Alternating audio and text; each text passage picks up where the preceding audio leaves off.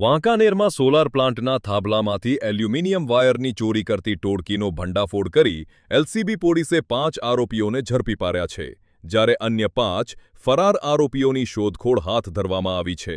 આ બનાવ વાંકાનેર તાલુકામાં સામે આવ્યો હતો, જ્યાં ટોળકી દિવસ દરમિયાન અલગ-અલગ વિસ્તારોમાં રેકી કરીને રાત્રિના સમયે સોલારના થાંભલામાંથી વાયર કાપીને ચોરીને અંજામ આપતી હતી.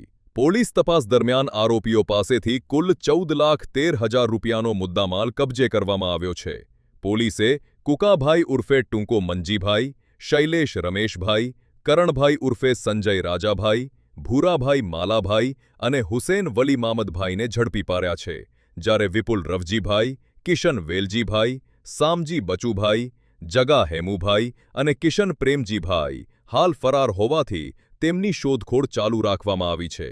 તપાસમાં સામે આવ્યું છે કે ટોળકી હળવદના માથક વિસ્તાર ઉપરાંત સાયલાના મોરલ અને મૂડીના દુધઈ સહિત વાંકાનેર તાલુકાના પાડધરા, ઓળ, માટેલ અને સમથેરવા ગામોની સીમમાં દિવસ દરમિયાન નજર રાખીને રાત્રે ચોરી કરતી હતી.